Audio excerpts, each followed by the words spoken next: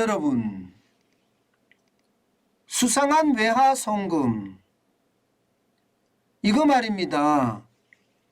세컨더리 보이콧 제재를 당하지 않을까 굉장히 우려하는 목소리가 나오고 있습니다. 세컨더리 보이콧이라는 건 그렇잖아요.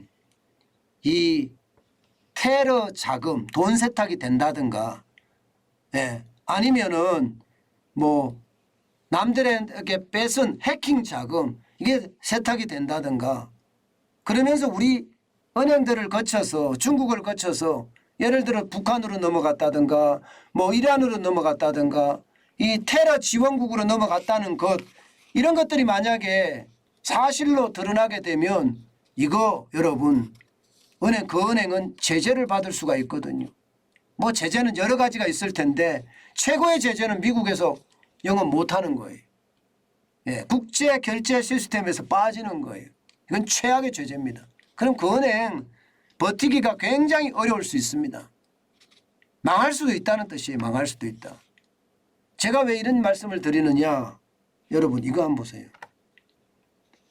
조 바이든 미국 대통령이 말입니다. 디지털 자산의 책임 있는 개발을 위한 포괄적인 프레임워크를 발표를 했습니다. 굉장히 복잡하죠. 뭐 디지털 자산의 책임 있는 개발을 위한 포괄적인 프레임워크 발표하다. 그냥 쉽게 말하면 암호화폐가 돈 세탁이나 테러 자금으로 사용되는 것을 찾아서 제재에 나서겠다, 이 이야기입니다. 그냥 이 이야기. 그만큼 말입니다. 지금 미국은 돈 세탁이 돼서 암호화폐에서 돈 세탁이 되는 것도 또 테러를 위한 자금 조달이 되는 것도 막겠다, 이런 얘기입니다. 그런데 백악관이 보도자료를 냈는데 그 보도자료 안에 이게 실질적으로 이렇게 언급이 됐습니다. 북한에 대한 이야기가. 북한과 연계된 라자루스 그룹의 최근 탈취 사례에서 보듯이, 이렇게 얘기해요. 최근 탈취 사례에서 보듯이 디지털 자산은 불량 정권 활동에 재원이 되고 있다. 그러면 여기서 최근의 탈취 사례가 뭐냐? 쉽게 말하면 비디오 게임 업체인 엑시 인피니티라는 회사가 있습니다. 여기에서 3천만 달러, 그러니까 420억 정도 됩니다. 암호화폐가 이게 북한 라자루스 그룹에서 이게 쉽게 말하면 현금화하다가 미국에게 몰수를 당했어요. 몰수를 당했어요. 바로 이 사건을 말합니다. 바로 이 사건. 최근 탈취 사례라는 게. 근데 실제로 말입니다. 지난 3월에 이 북한의 라자루스 그룹이라는 게 최고의 그룹이거든요. 쉽게 말하면 북한 정찰총국 소속이고요. 거기에 3개 정도의 어떤 해킹 그룹이 있는데 그중에 라자루스 그룹이 이거 최고고요. 그다음에 하버 해킹 그룹으로 블루노노프라는 게 있고요. 안달리엘이라는 게 있습니다. 이렇게 3개 그룹들이 전 세계에서 해킹을 하는데 실제 이번에 걸린 3천만 달러는요.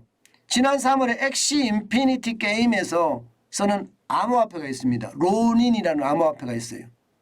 이거 해킹했거든요. 당시에 5억 4천만 달러 정도 된다고 합니다. 5억 4천만 달러.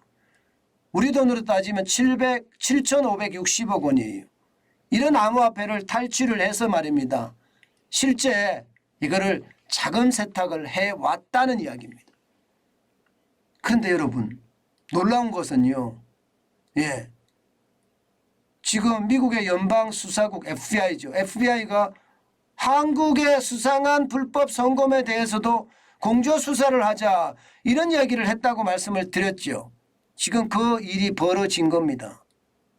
그러면 뭐 로닌이라는 암호화폐가 설령 아닌다고 하더라도 북한의 해킹 그룹이 3개나 있으니까 이들이 해킹한 자금을 국내로 들여와서 국내에서 현금화 시켜서 이것을 달러로 중국으로 보내고 중국에서 북한으로 들어가는 그런 사태가 있지 않겠느냐, 이런 추측이 가능합니다. 추측입니다. 일단은 그렇지만 백악관에서 보도자료를 그렇게 냈다는 것은 가능성이 충분히 있다는 이야기가 되는 겁니다. 가능성이 충분히 있다. 저는 이 자체가 어쩌면 말입니다. 예를 들어서 지금 이야기했던 대로 로닌이라는 암호화폐가 들어왔어요. 그리고 어떤 가상화폐를 통해서 이게 세탁이 됐습니다. 그리고 나서 그 돈이 이제 뭐 예를 들어서 어떤 A은행으로 들어갔어요. 그 A은행은 뭐 중국이나 홍콩으로 그 돈을 보냈습니다. 그리고 그 A은행에서 보낸 돈들은 북한으로 다 돈이 들어갔다. 이렇게 되면 그 A은행은 어떻게 될까요? A은행은 어떤 식이든 제재를 피할 수가 없을 겁니다. 이게 바로 세컨더리 보이콧이에요. 거기에 세컨더리 보이콧이 되면 와 이거 어떻게 생각하면 우리 은행들에게 치명적인 그런 결과를 가져올 수도 있습니다. 사실 여러분 지금 수상한 외화 송금 규모는요 65억 4천만 달러나 됩니다. 그런데 이게 다가 아니라고 이야기합니다. 이게 다가 아니다. 지금까지 밝혀진 것은 우리은행이나 신한은행에서 33억 9천만 달러가 되고요. 나머지 거래업체에서 여태업체에서 31억 5천만 달러가 된다고 이야기를 합니다. 그런데 이게 다가 아니라는 거 이게 다가 아니다. 이게 다가 아니다. 실제 이복형 금융감독 원장은요. 실제 생각보다가 규모가 더 많을 수 있다 이렇게 이야기를 하거든요. 그 이야기를 보면 우리 은행들이 굉장히 많은 은행들이 이게 관여가 돼 있을 가능성이 굉장히 높다는 뜻이 됩니다. 그러면 우리 은행들 뭐 한꺼번에 다 세컨더리 보이콧은 못하겠죠. 모르죠. 또 미국이라는 나라도 어떻게 할런지. 합리주의고 그야말로 있는 대로 그냥 할 수도 있겠죠. 이게 증명이 돼야 되겠지만 어쨌든 북한으로 자금이 흘러갔다 이렇게 증명이 되면 이거 난리 납니다. 진짜 은행 하나 망할 수 있다는 이야기도 충분히 가능합니다. 여러분 분명한 것은요. 요즘 은행에 투자하는 거 참 무섭다 이런 생각이 많이 드네요. 항상 참고를 해 주셨으면 좋겠습니다. 어디가 될지 뭐가 터질지 모르니까 말입니다. 게다가 말입니다. 이복현 금융감독 원장 이야기한 것을 보세요. 금액을 떠나서 금액은 이미 늘어난다는 이야기, 더 늘어난다는 이야기고 누가 무슨 역할을 했는지에 대한 새로운 사실도 드러날 수 있다. 아주 충격적인 말을 했어요. 누가 무슨 역할을 했는지. 야, 이거는 여러분 진짜 충격적인 말이에요. 누가라고 나왔잖아. 누가가 누굴까요? 누가가 누굴까가 만약에 나오게 되면 여러분 이것은요 대한민국을 엄청나게 흔들 겁니다.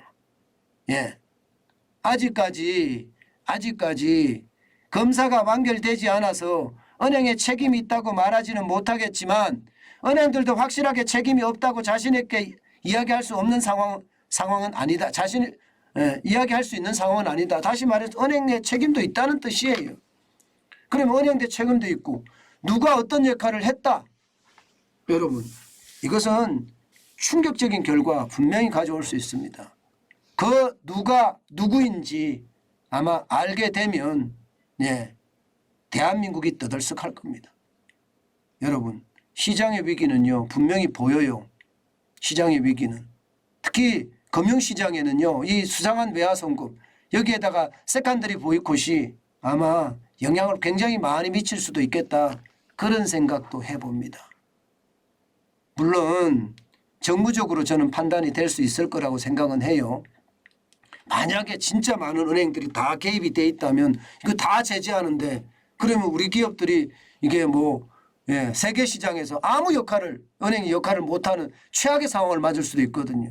아마 그렇게까지는 가지 않을지도 모르겠지만 분명한 것은 일정 부분 미국의 제재가 있지 않겠느냐 그런 생각은 해봅니다. 때문에 금융에 대한 투자는 신중하고 또 신중했으면 좋겠네요.